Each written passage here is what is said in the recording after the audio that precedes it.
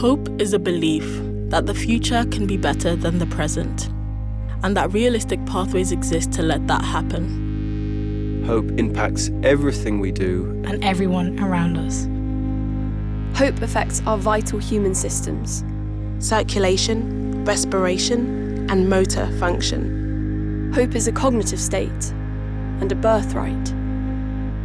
Nearly a decade ago, when I was 13 years old. When I was 12.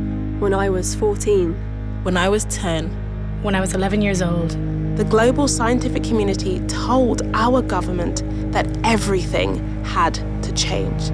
They told them that the way we were living had led to concentrations of greenhouse gases unprecedented in 800,000 years. They told them that heat waves would occur more often and extreme weather events would become more intense. In the clearest possible terms, they warned our government that climate change would amplify existing risks and create new ones. And those risks were far greater for disadvantaged communities in every country. They warned our government nearly 10 years ago that the risks of irreversible climate change increase with even the smallest micro degree of warming. We hoped the government were listening. No, Meryl, can you take it, Meryl? Meryl, can you take it? I can't get everybody in here. All right, I got it. Okay. Your arm. All right. My arm goes way. All right. My arm's definitely better. Okay. Hey, that's good. Look at us. Nice. In 3 key areas where greenhouse gas emissions are generated, energy, transport, and food, government did not listen. In the food sector, despite the National Food Strategy stating we must reduce meat and dairy use by a minimum of 30% within a decade, in defiance of evidence showing that a wider implementation of plant-based eating would lead to large economic gains to society, and new data proving that adopting plant-based eating could slash our shopping bills. Intensive US-style factory farming is increasing. To date, government has only created policy for 6% of emissions coming from food production.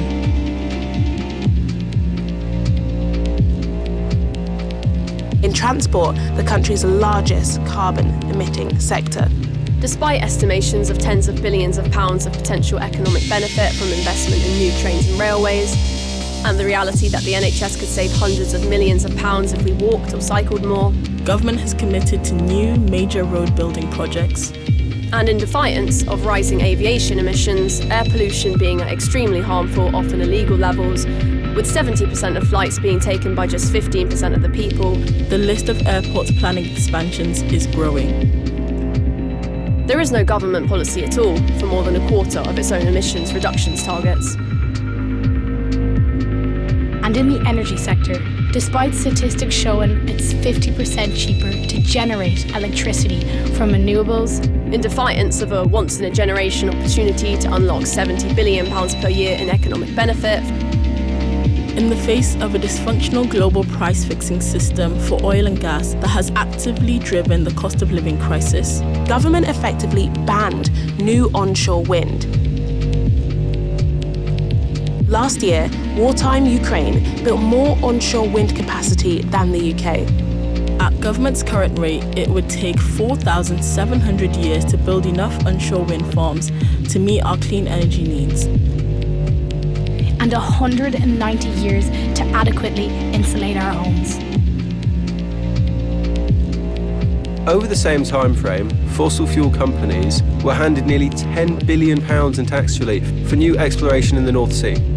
And government agreed 100 new fossil fuel licences, fields that will emit as much carbon as 14 million cars.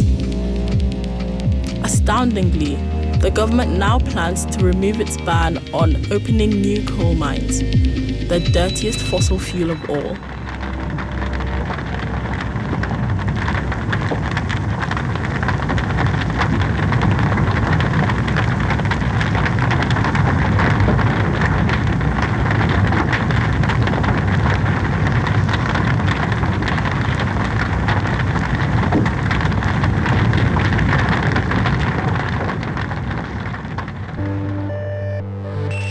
Understanding why government would take these decisions is an almost impossible task.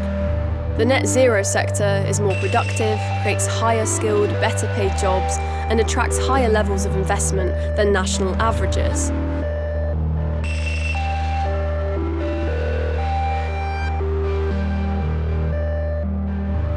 So why would this government make its own citizens poorer while fossil fuel companies' profits double? And why has it chosen to manipulate issues like air pollution, turning them from serious health concerns into political opportunities?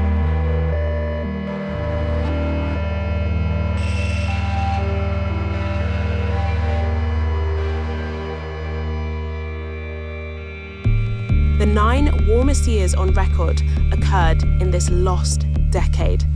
The 10th, the year set to be the hottest ever recorded, is 2023, the year I turned 23. The year I turned 19. 24. 21. 22. And the global scientific community tried talking to our government again. This time, they told them that the window of opportunity to secure a livable and sustainable future for all is rapidly closing. But they also said something else. That if we act now, we can still secure a livable, sustainable future for everyone. They said that there are multiple feasible and effective options to reduce greenhouse gas emissions and adapt to climate change, and they are available now. This action taken now is good for our health and good for our economy.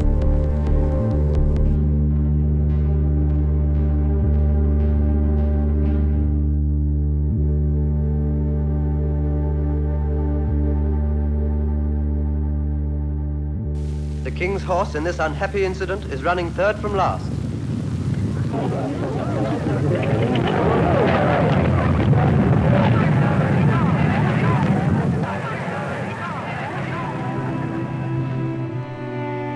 If government changed, and we changed the way we do government, hope could begin to return. But the obstacles to hope are the people we send to power.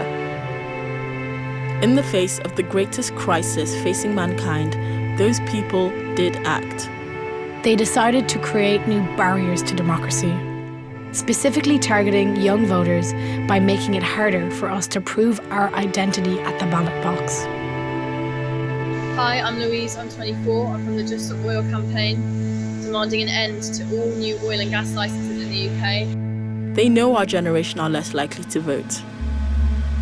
They know we're less likely to vote for them. So they passed laws that aid voter suppression.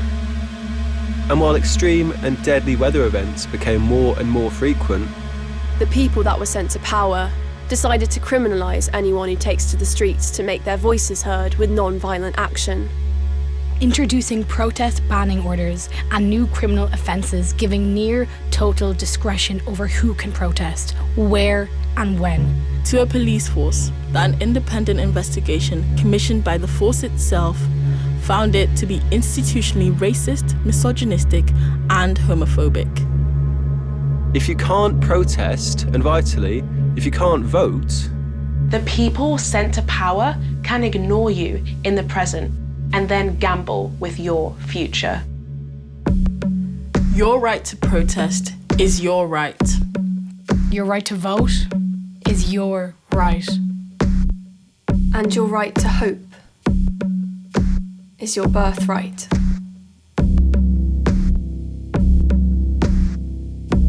The next general election will be the most important political event in our lifetimes.